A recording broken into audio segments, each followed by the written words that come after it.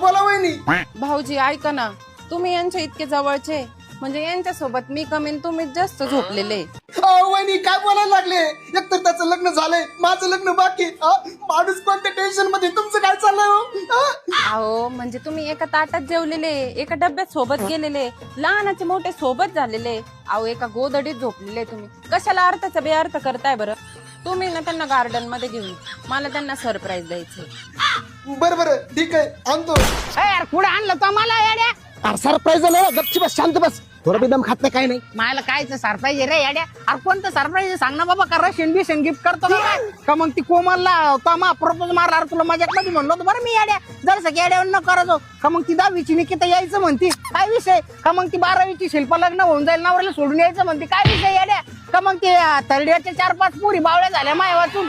अरे येड्या मी कालच बायकोला म्हणलो रे आपला पुढच्या वर्षात पाळणा हल्ला पाहिजे. जर शिकरूसली ती मायावर नाराज झाली आणि माहेराला गेली, मला माहिती ती आज ना उद्या हा म्हणणारच आहे. पण तू असं येड्या न करायचो येड्या. कोणतं सरप्राईज सांग ना? आणि असं मुख गेल्यावर काय करतो? जर बोल ना, 2 शब्द बोल ना.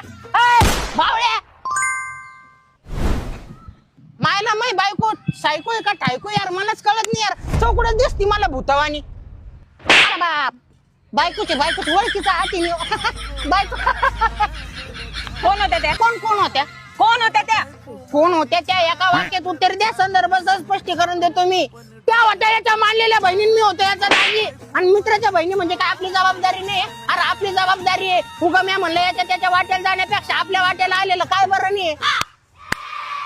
वा, चांगली भूमिका होती तुमची. आता माझी भूमिका ऐका.